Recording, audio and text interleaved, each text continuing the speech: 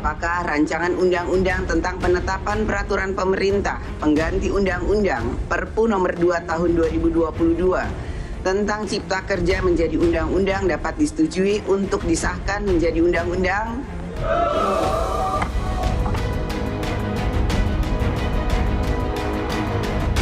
Undang-Undang Cipta Kerja tidak memuat substansi hukum dan kebijakan yang mengandung kegentingan memaksa untuk dikeluarkan secara terburu-buru. Undang-Undang Cipta Kerja ini berpotensi memberangus hak-hak buruh di tanah air. Proses pembahasan hal-hal krusial dalam RUU Cipta Kerja ini kurang transparan dan akuntabel.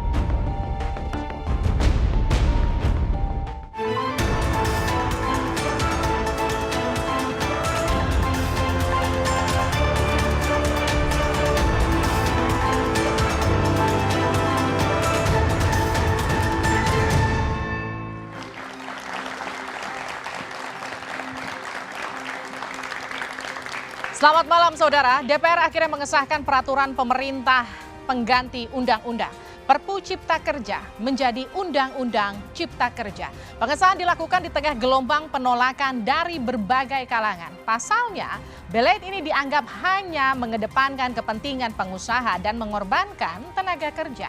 Pemerintah dianggap tak menghormati putusan Mahkamah Konstitusi. Sebelumnya, MK memerintahkan pemerintah memperbaiki Undang-Undang Cipta Kerja yang dinyatakan inkonstitusional bersyarat. Namun alih-alih mengoreksi dan memperbaiki undang-undang yang memicu kontroversi, pemerintah justru menerbitkan Perpu pengganti.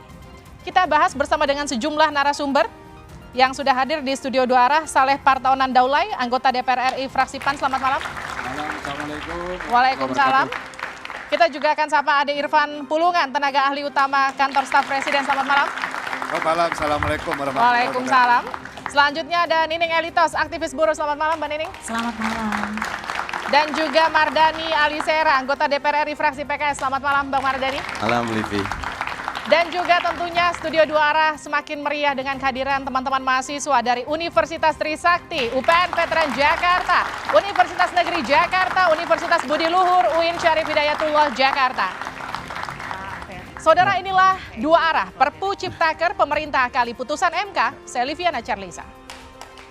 Apakah rancangan undang-undang tentang penetapan peraturan pemerintah pengganti undang-undang Perpu nomor 2 tahun 2022 tentang Cipta Kerja menjadi undang-undang dapat disetujui untuk disahkan menjadi undang-undang?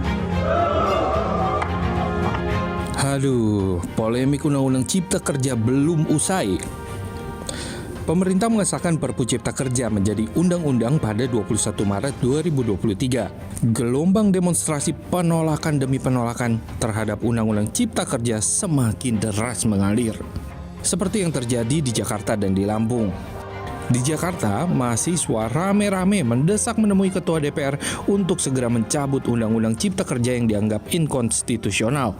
Melkisedek Huang, Ketua BEM Universitas Indonesia bilang kalau kemarahan publik itu karena substansi undang-undang ini tidak mewakili suara masyarakat dan merampas hak para pekerja. Dan hal-hal yang sudah dijabarkan oleh konstitusi tersebut ditabrak dengan seenaknya oleh Presiden Joko Widodo dengan menerbitkan Perpu Cipta Kerja. Kami nilai beliau punya intensi dan itikat buruk untuk sengaja mengkhianati dan melanggar konstitusi. Ini apalagi diperkuat dengan banyak sekali pakar hukum, profesor hukum, ahli hukum yang ada di dalam pemerintahan Joko Widodo yang tidak mungkin tidak tahu bahwa Perpu Cipta Kerja terbitan Presiden itu melanggar konstitusi. Sementara itu, Denny Indrayana sebagai pakar hukum tata negara menyayangkan tindakan Presiden Joko Widodo yang sudah memberikan contoh buruk bagi masyarakat. Mulai dari pembentukan Perpu Cipta Kerja yang sudah dinilai tidak menghormati putusan Mahkamah Konstitusi. Presiden memberikan contoh buruk untuk tidak menghormati putusan Mahkamah Konstitusi, dan itu yang paling berbahaya. Yang pasti, putusan MK kan mengatakan harus ada perbaikan proses legislasi, harus ada partisi publik, dan itu tidak dilakukan. Di sisi lain nih, Menteri Koordinator Perekonomian menyebut kalau undang-undang ini sudah sesuai dengan kondisi ekonomi dan politik Indonesia yang dalam kondisi darurat. Pertimbangannya adalah pertama, kebutuhan mendesak. Pemerintah perlu mempercepat antisipasi terhadap kondisi global, baik yang terkait dengan ekonomi, kita menghadapi resesi global. Hasil survei Litbang Kompas menemukan sejak dari masih sebagai Perpu Cipta Kerja, aturan ini sudah dianggap tidak mewakili masyarakat. Pak Jokowi, gini nih Pak, kan suara masyarakat banyak nih yang menolak keras karena dianggap nggak adil dari sisi regulasi dan membebankan masyarakat kecil. Boy apa nggak bisa didengarkan dulu suara penolakan ini dan dirundingkan kembali supaya setidaknya bisa ada asa bahwa Indonesia punya pemimpin yang mendengarkan suara rakyatnya. Ya, saudara, kita juga menghadirkan panelis pada malam hari ini. Dialah Ferry Amsari, pakar hukum tata negara. Selamat malam, Bang Ferry. Saya langsung ke Bang Mardhani. Bang Mardhani, kenapa PKS walk out waktu pengesahan Undang-Undang Cipta Kerja di DPR?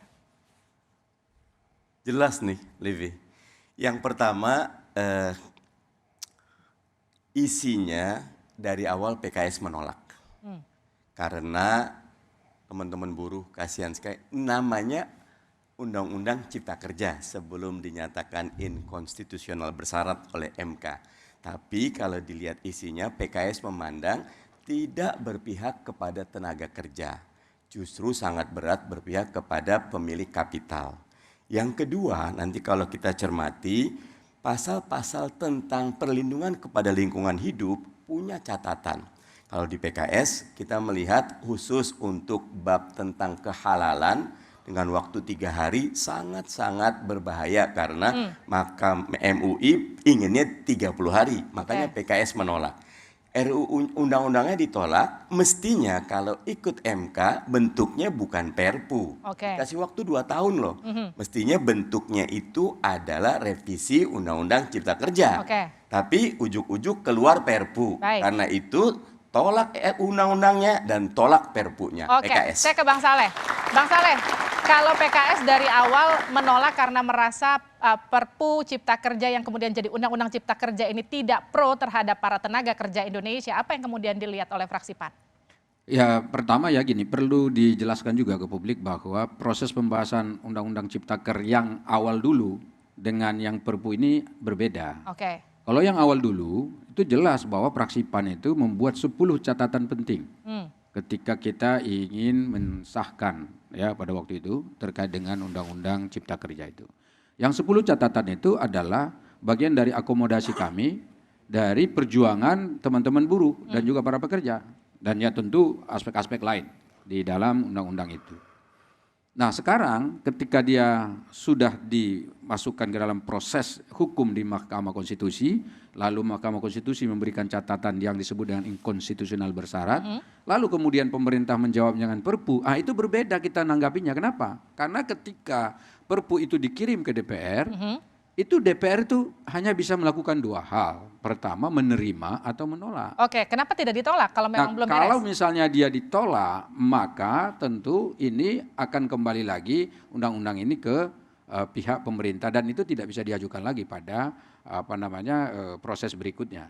Nah, sekarang pertanyaannya adalah yang mungkin ditanyakan yang paling banyak diperdebatkan di balik ya, ketika proses pembahasan terhadap Perpu ini, yang paling banyak ditanya adalah soal kegentingan yang memaksa. Nah, itu yang kemudian jadi karena pertanyaan di dalam saya. undang-undang ada disebut itu bahwa pemerintah hanya bisa jika ada kegentingan yang memaksa. Perpu itu baru bisa dikeluarkan. Sebentar saya potong. Jadi gini, kalau tadi Bang Hinca di DPR kita sama-sama melihat bahwa menyatakan tidak ada kegentingan yang memaksa dari fraksi Demokrat. Tapi kemudian tadi kita juga lihat Menko Erlangga menyatakan ada kegentingan. Jadi genting atau enggak sebetulnya? Jadi sebetulnya kan ini muncul jadi tafsir. Ini akan muncul tafsir hukum di situ. Ini ada beda pendapat. Nah, mungkin saja itu PKS dan Demokrat akan mengatakan ini tidak ada kegentingan yang memaksa. Saya lempar ke Banding. Tapi dalam pihak pemerintah ini ada kegentingan yang memaksa. Banding. Nah, disinilah nanti ada muncul perbedaan pandangan itu. Baik, ada perbedaan pandangan. Kalau menurut Banding dari aktivis buruh melihatnya ini ada genting, kemudian undang-undang ini harus disahkan buru-buru atau gimana?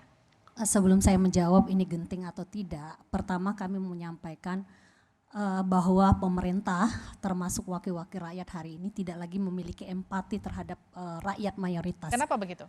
Kenapa? Sejak dari awal sebenarnya sejarah lahirnya Omnibus Law Undang-Undang Cipta Kerja sudah menuai kritikan yang cukup keras.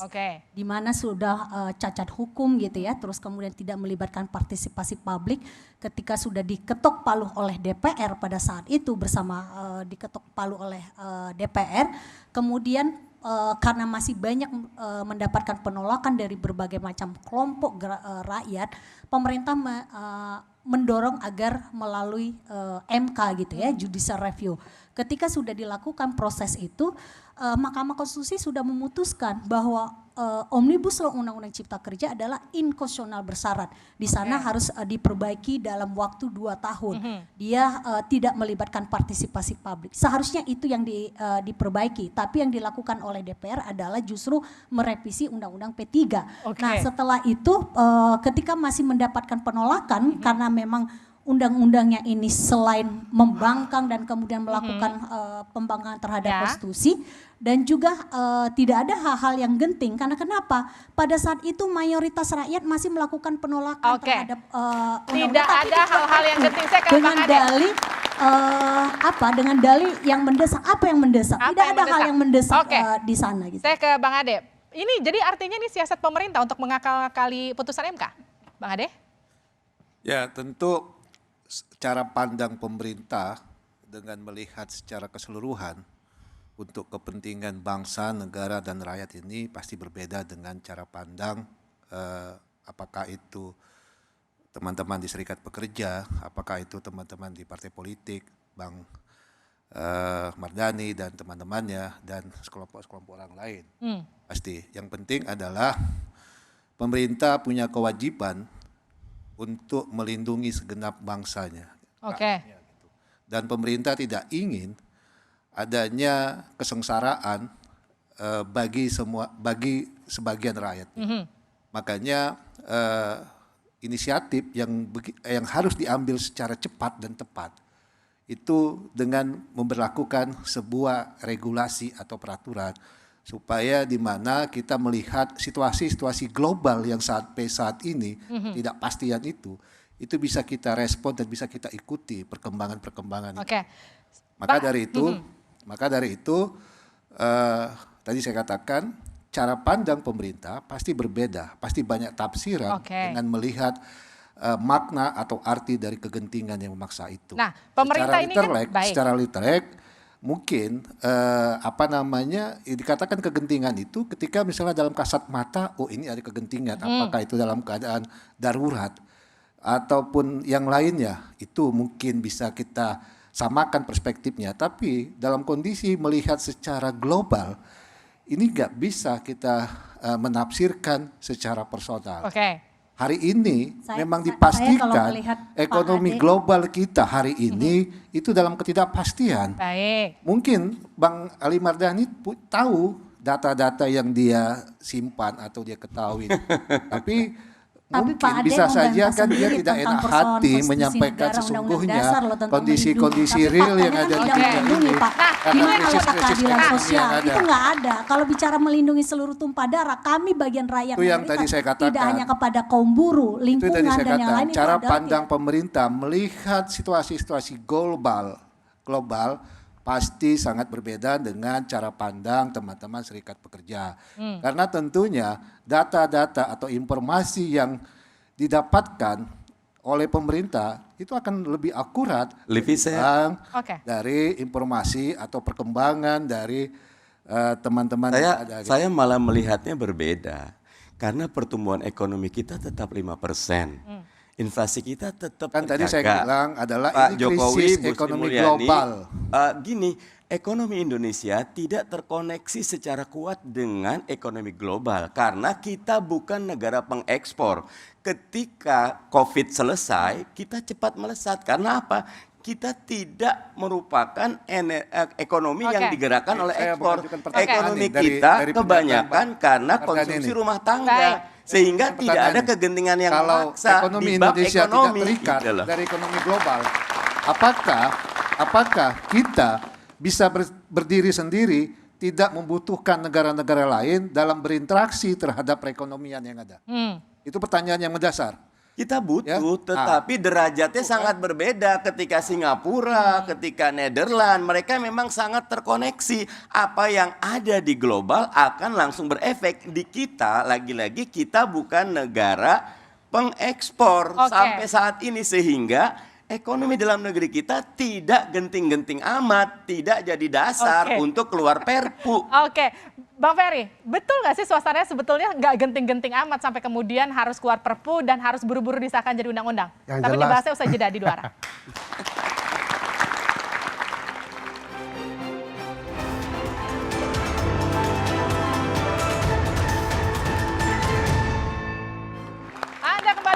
Kami di Duara, Perpu Ciptaker pemerintah kali putusan MK. Betulkah demikian? Saya tanyakan ke Ferry Amsari. Kalau tadi dua pihak ada yang bilang ini kegentingan yang memaksa, satu lagi bilang nggak genting-genting amat sebetulnya untuk ngeluarin Perpu apalagi gitu. Kalau Bang Ferry ngeliatnya gimana?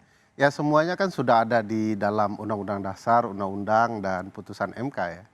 Kalau saya tidak ingin mengatakan DPR dan pemerintah tidak baca konstitusi dan undang-undang atau putusan MK, tetapi mungkin karena memang undang-undang ini sudah betul-betul nafsu untuk disahkan, maka undang-undang dasar dan undang-undang pun diabaikan. Misalnya soal putusan MK nomor 91 PUU 18 Romawi tahun 2020, disebutkan perintahnya dalam 9 amar itu adalah perbaikan undang-undang. Sejak kapan perbaikan bisa dimaknai menjadi perpu? Lalu perpu itu harus lahir karena 3 keadaan untuk dinyatakan hal ihwal kegentingan memaksa terpenuhi. Pak Menteri itu salah peristilahan, mendesak. Mendesak bukan memaksa. Memaksa ini diharuskan memang keluar perpu karena 3 hal. 1, karena keadaan yang memaksa, tidak ada cara lain. Kedua, ada hukum tapi tidak menyelesaikan masalah atau kekosongan hukum. Ketiga, dibutuhkan cara yang cepat untuk keluarnya perpu. MK sudah bilang ada 2 tahun inkonstitusional bersyarat untuk diperbaiki. Masanya panjang, tidak mendesak. Kenapa dipilih perpu? Bagi saya perpu ini akal-akalan untuk memaksakan isinya bisa jadi undang-undang. Bang Ade tanggapi, perpu ini akal-akalan untuk kemudian menyikapi situasi ini. Ya, itu perspektif. Bang Ade nak baca putusan MK Undang-Undang Dasar. Undang-Undang Dasar pasal 22 ayat 1, ayat 2, ayat 3 sudah jelas itu. Mengenai hal ihwal kegentingan memaksa, tidak satu pun yang dijelaskan pemerintah dan DPR soal konstitusi. Tepuk tangan dulu deh. Bang Ade silakan jawab. Ya, secara konstitusi juga perpu ini kan hak prerogatifnya, hak subjektifnya presiden. Dia mempunyai kewenangan yang diatur oleh konstitusi. Apapun isi dan substansi perpu itu. Itu clear kalau kita mungkin tapi salah itu Bang Ade. Ya, saya akan bicara tentang perpu dulu. Ya, salah perpu yang Bang Ade jelaskan itu salah. Hal ihwal kegentingan memaksa menjadi hak subjektif presiden, artinya presiden tidak pernah bicara isinya dengan DPR. Maksud saya adalah yang namanya perpu itu kan menjadi hak subjektifnya presiden. Iya, penjelasan perpu cipta kerja sebagai hak subjektif itu salah. Tunggu dulu, jangan dipotong dulu makanya.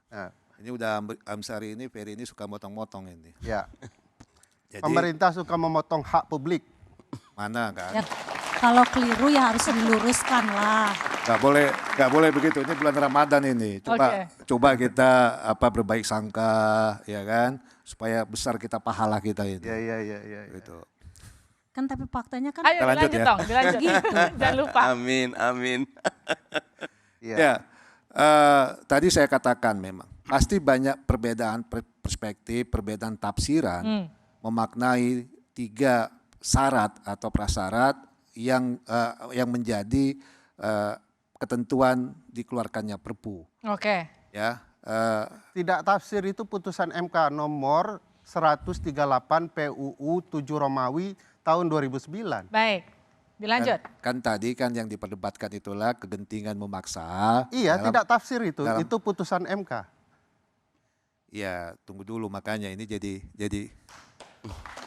Baik, dilanjut. Ya, maksud saya gini, ya 1, 2, 3 itu syarat secara konstitusi. Baik. Dikeluarkannya perpu. Nah, memang benar ada keputusan MK terhadap Undang-Undang Cipta Kerja yang kemarin. Nah, pemerintah mengeluarkan hak subjektif presiden itu yang diatur dengan konstitusi, mengeluarkan yang namanya Perpu Cipta Kerja. Kan gitu. Ini kan hak subjektif. Nah, terlepas ini kan saya lihat ada dua variabel sekarang ini adalah secara pribadi saya melihatnya ada variabel hasil keputusan MK terhadap Undang-Undang Cipta Kerja, itu satu. Yang kedua adalah variabel terhadap presiden mengeluarkan Perpu. Ya kan?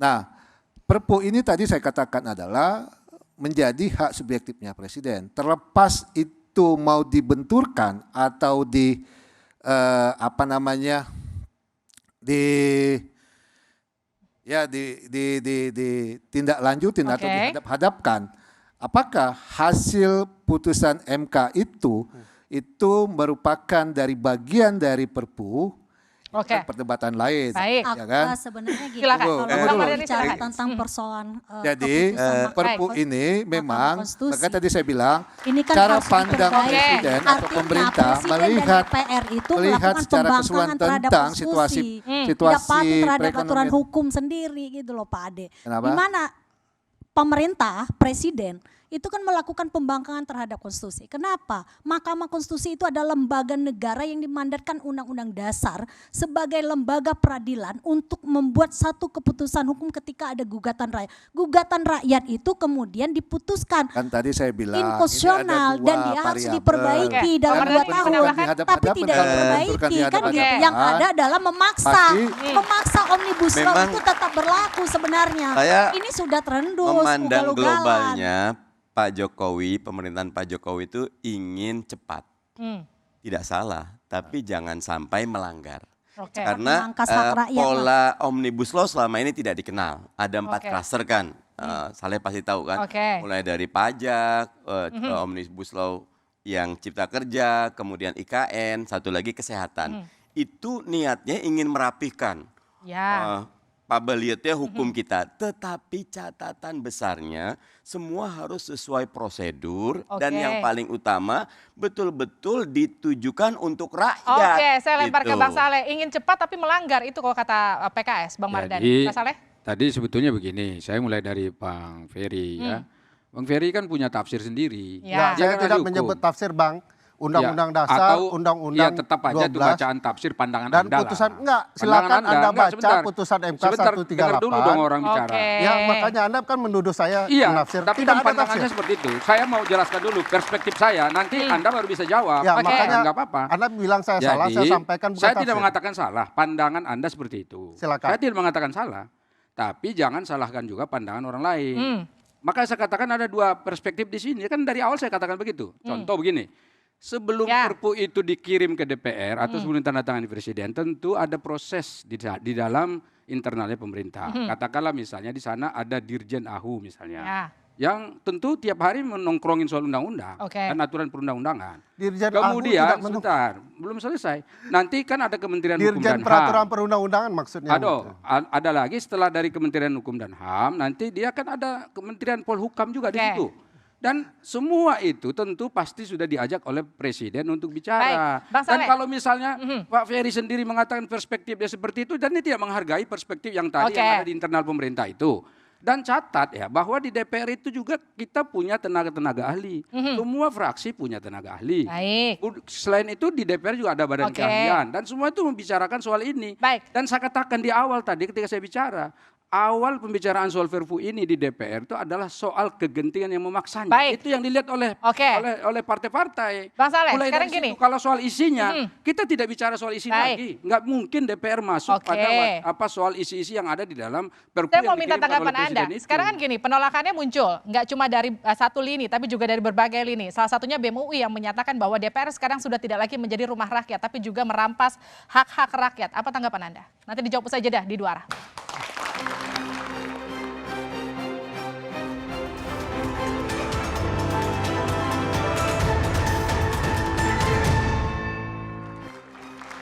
Anda kembali bersama kami di Dua Arah Perpu Cipta Kerja. Pemerintah kali putusan MK. Tadi pertanyaan saya ke Bang Saleh Daulay. Tadi kalau sejumlah mahasiswa menyatakan bahwa karena perpunya kemudian disahkan menjadi Undang-Undang Cipta Kerja, DPR tidak lagi menjadi rumah untuk rakyat, tapi juga bahkan DPR merampas hak-hak rakyat karena sosialisasinya pun tidak dilakukan secara optimal. Anda menanggapinya?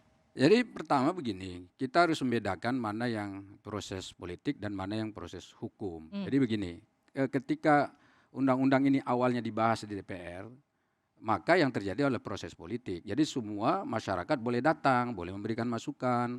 Salah satu kritik dulu, yang poin saya dalam catatan undang-undang dulu ya, saya katakan tadi itu, ya ini memang partisipasi publiknya sedikit kurang ya pada waktu itu. Dan tentu itu jadi sekarang ini pun sedang disoal ini soal satu. Nah tetapi proses politik seperti ini ya tetap berjalan karena kan praksi-praksi yang ada di DPR kan tidak satu, ada 9 praksi di situ, tentu berbeda-beda pandangan terkait itu juga. Nah sekarang apakah masyarakat tidak didengar? Ya tentu didengar. Jadi kalau misalnya ada usulan-usulan yang terkait dengan masukan dari masyarakat, termasuk mahasiswa tentunya terutama, ya kita akan dengar. Silakan disampaikan kepada kita dan itu akan menjadi catatan. Nah sekarang masalahnya adalah ketika ini sudah disahkan menjadi undang-undang, maka sebetulnya proses yang politiknya sudah selesai. Yang ada adalah proses hukum setelah itu. Karena apa? Ketika disahkan, yang disahkan itu adalah produk hukum, namanya undang-undang. Kalau misalnya ada masyarakat yang tidak puas dengan hasil proses itu, maka masuklah ke proses hukum. Misalnya masuk ke Mahkamah Konstitusi untuk menguji lagi. Dan peluang dari masyarakat untuk menang di dalam Mahkamah Konstitusi itu tinggi loh sebetulnya. Karena kemarin juga di dalam pengadilannya itu saya kira masyarakat didengar. Gitu. Nah, salah satu pihak yang juga bulak-balik mengklaim tidak puas itu kan kalangan mahasiswa. Saya akan tanyakan ke Asep dari UIN Jakarta. Asep, silakan. Mau bertanya apa? Terima kasih. Cek. Assalamualaikum warahmatullahi wabarakatuh. Salam sejahtera untuk semuanya. Perkenalkan, saya Asep Yusuf Sidik dari mahasiswa UIN Syarif Hidayatullah Jakarta. Izin bertanya kepada Bapak Saleh. Kan sudah banyak tahu ada berbagai penolakan dari lapisan masyarakat. Itu pun bukan hanya mahasiswa. Dan ini pun sudah bertahun-tahun disuarakan. Nah, jadi mengapa aspirasi dari masyarakat tersebut diabaikan? Sekian dan terima kasih. Terima kasih Asep. Silakan Bang Saleh. Nah, saya katakan sekali lagi, mahasiswa itu melihatnya jangan satu perspektif atau satu pandangan, karena di DPR itu ada banyak kepentingan di situ. Jadi kalau dari praksi saya sendiri tentu kami menginginkan agar semua yang diinginkan oleh masyarakat ini kita tampung, ya. Tetapi proses politik kan akan tetap berjalan. Nah di situ yang saya katakan tadi bukan mengabaikan, sama sekali tidak. Nah kalau misalnya tadi proses produk hukum yang ini yang sudah jadi ini, ya Undang-Undang Cipta Kerja ini, kita merasa ini nggak puas, apakah mungkin itu akan dirubah lagi atau direvisi lagi? Boleh direvisi, maka nanti datang lagi ke DPR, kita bicara lagi. Maka yang terjadi adalah proses politik lagi. Gitu loh. Jadi sebenarnya masih ada hal yang keliru ya, kalau bicara tentang proses sebenarnya sejak dari awal, karena ada dua hal ya. Awal Omnibus Law Undang-Undang Cipta Kerja itu mendapatkan penolakan yang cukup besar. Yang keliru tadi yang mana? Sebentar dulu Pak. Bukan, kan Bapak tadi bilang masuk kepada persoalan Mahkamah Konstitusi. Bukan, yang keliru tadi yang mana? Mahkamah Konstitusi kan, artinya gini. Tadi kan menyampaikan bahwa dengan adanya ini sudah jadi produk hukum, terus kemudian silakan masyarakat menggugat kembali ke Mahkamah Konstitusi. Mahkamah Konstitusi Omnibus Law itu sudah memutuskan bahwa Omnibus Law Undang-Undang Cipta Kerja itu inkonstitusional, harus diperbaiki 2 tahun. Juga tidak dijalankan oleh pemerintah. Bagaimana mungkin gitu? Didorong kembali ke Mahkamah Konstitusi. Ini pelanggaran terhadap konstitusi. Justru kalau diuji lagi di Mahkamah Konstitusi, peluang masyarakat itu untuk menguji dan ini kembali bukan persoalan menang atau tidak nih Pak, ini persoalan perspektif perlindungan peningkatan kesejahteraan keadilan bagi rakyat. Justru kalau masuk ke Mahkamah Konstitusi tadi kan sepakat Mahkamah Konstitusi Perpu Cipta Kerja itu tidak hanya bicara sektor kaum buruh tapi rakyat mayoritas. Nah, kalau misalnya konstitusi yang dikawal, kalau pemerintah kita patuh terhadap hasil putusan Mahkamah Konstitusi seharusnya begini, diperbaiki, ada bukan sebetulnya kemudian yang kurang mengeluarkan pas ya. perpu. Yang saya katakan kenapa saya bedakan mana yang proses politik, mana yang proses hukum. Sekarang kan itu sudah menjadi produk hukum. Tapi kalau misalnya nanti presidennya kita salahkan lagi, DPR disalahkan lagi, sudah nggak tepat karena proses politiknya sudah selesai. Yang ada sekarang ke Mahkamah Konstitusi. Kalau misalnya tidak puas dengan produk hukum itu, apakah akan direvisi lagi di DPR? Silakan, itu terbuka. Orang ada banyak undang-undang yang direvisi kok hari ini banyak, nggak ada masalah. Mbak Livi. Oke, tenang sebentar. Tepuk tangan dulu. Saya mau kasih kesempatan untuk satu lagi mahasiswa yang juga ingin bertanya. Ada Gilbert dari Trisakti. Silakan Gilbert. Oke, ini selamat malam semuanya. Nama saya Gilbert Bully dari Universitas Trisakti. Pertanyaan saya singkat. Kalau mengenai dibukanya partisipasi publik, mau sampai kapan lagi hal ini terus berulang? Di mana publik hanya bisa membuka telinga tapi tidak melakukan apa yang diminta oleh kita. Itu saja dari. Oke. Silakan Pak Saleh ingin menanggapi lagi. Ini kan pertanyaan ini sama dengan kan meminta publik untuk dilibatkan. Iya. Kalau sekarang mau dilibatkan lagi, itu pasti larinya nggak di situ lagi. Dia larinya harus ngadu ke Mahkamah Konstitusi. Kalau nanti Mahkamah Konstitusi perintahkan ini harus direvisi, ini harus diperbaiki, harus dan seterusnya, itu kita harus ikut. Karena bagaimanapun putusan Mahkamah Konstitusi itu kan harus dihormati, harus final, mengikat. Ini masalah tadi, ini perpu lahir dari pemerintah. Itu masalahnya. Itu karena sebagian mengatakan tidak ada kegentingan yang memaksa dan menganggap ada pelanggaran terhadap putusan Mahkamah Konstitusi. Kan itu masalah di situ.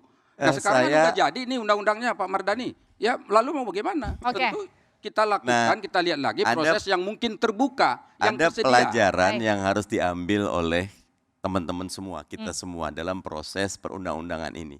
Saya mengapresiasi mahasiswa karena kritis dan betul-betul mencoba menjadi penjaga hati nurani rakyat. Dan kami kecewa, PKS kecewa karena di sini tegas, kami tegaskan dia bukan cuma menyengsarakan rakyat tapi mencederai konstitusi. Karena itu PKS menolak. Tapi yang menolak kan cuma 2. Nah karena cuma 2, 7-nya menerima, akhirnya dia jadi produk hukum. Nah ini harus jadi catatan besar. Kenapa ada yang menerima? Tidak disalahkan, tapi cek apa alasannya. Mahasiswa harus betul-betul melihat apa yang menjadi dasar mereka menerima. PKS tegas menolak. Jadi Pak Mardhani, kita ini kan memilih politik kita itu jalurnya adalah demokrasi. Semua kita sudah sepakat memakai dan memilih bahwa kita adalah negara demokrasi. Sebagai bagian dari negara demokrasi, maka kita tidak bisa mengatakan, menyalahkan yang suara yang mengatakan ini benar, ini salah dan seterusnya. Memang udah resiko kita sebagai negara demokrasi. Ini faktanya yang setuju 7, yang menolak 2, ya tinggal dilihat oleh rakyat bahwa seperti ini kondisinya. Dan tentu kalau bisa semua proses yang berjalan mulai dari pembahasan awal undang-undang ini sampai ke balik yang terakhir ya, ketika sebelum ini dimasukkan ke Bamus dan ke Paripurna, ini masyarakat harus lihat juga. Lalu kemudian apa yang bisa dilakukan masyarakat Pak Ferry? Ya pertama kan tiba-tiba DPR tumben menyarankan ke Mahkamah Konstitusi. Padahal MK sudah memenangkan publik. Artinya tinggal menggugat saja satu-satunya jalan. Karena komposisi hakim MK sudah dirombak oleh DPR. Sehingga mereka akan membuat pertarungan di MK yang berbeda hasilnya. Artinya betulkah ini nanti kemudian kalaupun ada gugatan akan jalan buntu hasilnya? Nanti dijawab usai jeda di 2 arah.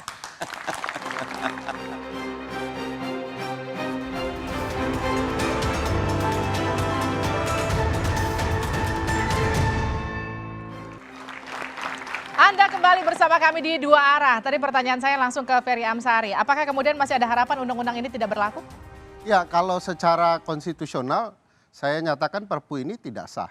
Tidak hanya tidak memenuhi konsep hal ihwal kegentingan memaksa yang sudah ditentukan dalam putusan 138 Mahkamah Konstitusi, tapi juga menentang Undang-Undang Dasar dan Undang-Undang Pembentukan Peraturan Perundang-undangan. Pasal 22 ayat 3 Undang-Undang Dasar dan pasal 52 ayat 4 ayat 5 Undang-Undang 12 tahun 2011 tentang pembentukan peraturan perundang-undangan jelas secara eksplisit mengatakan begini, Perpu itu harus dibawa subjektivitasnya untuk diobjektifkan oleh DPR dalam masa sidang berikutnya. Nah kemarin sudah melewati masa persidangan berikutnya, yang harusnya Januari Februari dilewati Maret.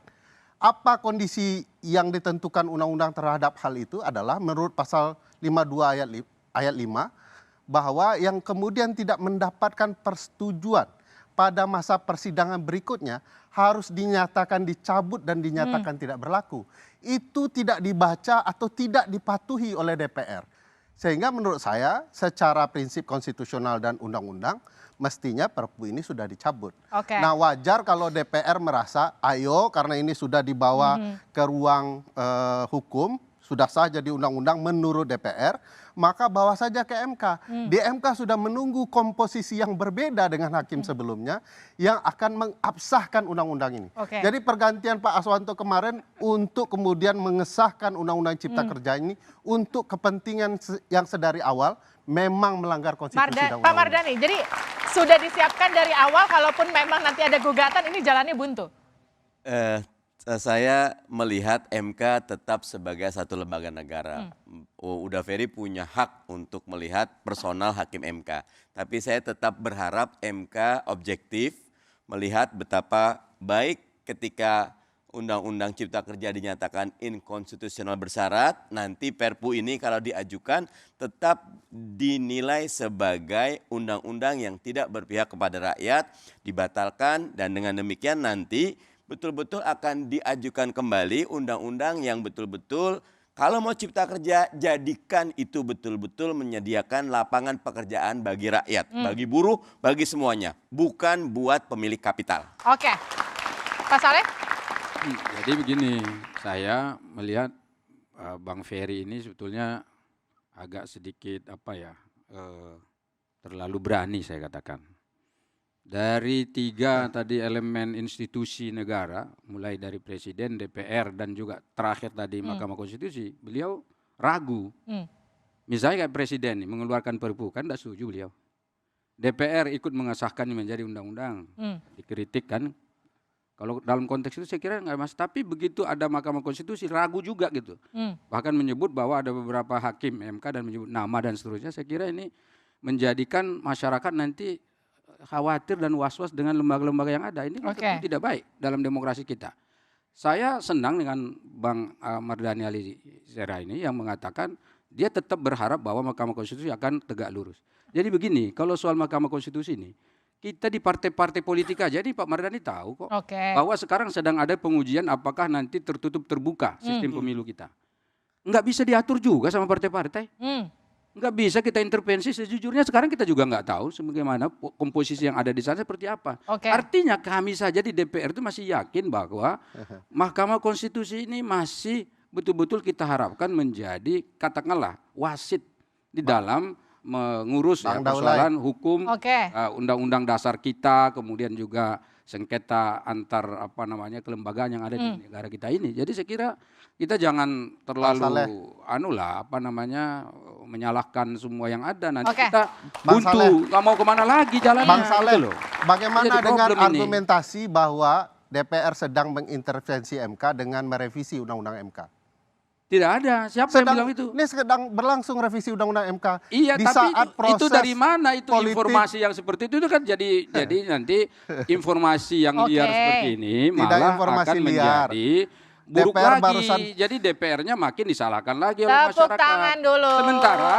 Sebentar. Ini topik kita kan soal Perpu Cipta Kerja. Ini DPR itu tidak punya posisi lain selain memilih 2 hal. Yaitu ditolak atau menerima atau diterima. menolak gitu loh. Jadi tidak langsung kemana-mana dulu. Ini tolak dong demi kepentingan rakyat. Repot nanti. Saya ke Pak Ade dulu. Bagaimana kemudian langkah pemerintah selanjutnya untuk menyikapi banyaknya penolakan terhadap Undang-Undang Cipta Kerja ini? Ya, kita di negara demokrasi tentu siapapun yang berpendapat itu harus kita hormati dan kita junjung tinggi sebagai sebuah negara demokrasi. Yang penting adalah tidak bisa memaksakan pendapat personal atau pendapat kelompok untuk kepentingan kelompok yang lainnya atau kepada kelompok yang lainnya. Itu tidak boleh. Jadi saling menghargailah. Semua diberikan kebebasan dan itu diatur dalam undang-undang konstitusi juga. Tapi yang jelas adalah pemerintah negara tetap melihat semua yang dikerjakan oleh pemerintah adalah titik poinnya untuk kesejahteraan rakyat, melindungi segenap bangsa Indonesia. Memang ada hal-hal tertentu yang tidak populis dan itu juga kita tanggung. Itulah kebesaran atau cara-cara pemerintah untuk bisa menyelesaikan yang menjadi problem-problem kita di masyarakat gitu. Mbak Nining, apa yang akan dilakukan teman-teman buruh? Pertama kita tentu masih mendesak agar Perpu ini dicabut karena Perpu ini legitimasi dari Omnibus Law Undang-Undang Cipta Kerja yang kemudian hari ini buruh menjadi korbannya karena salah satu substansi dalam Omnibus Law Undang-Undang Cipta Kerja, pemerintah bisa menentukan upah buruh dalam keadaan tertentu. Nah, hari ini pemerintah melalui Kementerian Tenaga Kerja sudah mengeluarkan Permen 05 tahun 2023 tentang pemotongan upah di sektor padat karya 25%. Nah, ini adalah bentuk pemangkasan ketidakberpihakan. Kalau bicara tentang ruang demokrasi, lahirnya Omnibus Law itu adalah tidak ada ruang demokrasi bagi rakyat. Jadi ada otoritarisme kekuasaan hari ini terhadap suara-suara rakyat. Termasuk wakil-wakil rakyat, kalau bicara kita akan tampung tapi tidak ada implementasi. Tapi ingat, wakil-wakil rakyat duduk di kursi parlemen itu adalah karena suara-suara rakyat. Jadi itu yang seharusnya menjadi landasan dari wakil-wakil rakyat dan pemerintah. Gelombang penolakan terhadap Undang-Undang Cipta Kerja yang baru disahkan masih terus dilakukan. Ribuan mahasiswa dan buruh di berbagai kota masih terus turun ke jalan untuk menentang aturan yang dinilai merugikan. Ada baiknya pemerintah dan DPR mendengarkan saran dan juga masukan, bukan memilih diam dan membiarkan undang-undang yang masih terus menuai penolakan. Ini dilakukan agar aturan ini bisa diterima dan dilaksanakan semua kalangan. Juga agar keadilan menjadi nyata, bukan isapan jempol dan hanya jadi janji kampanye semata. Saya Liviana Cerlisa, kita ketemu lagi di Dua Arah minggu depan. Terima kasih, sampai jumpa.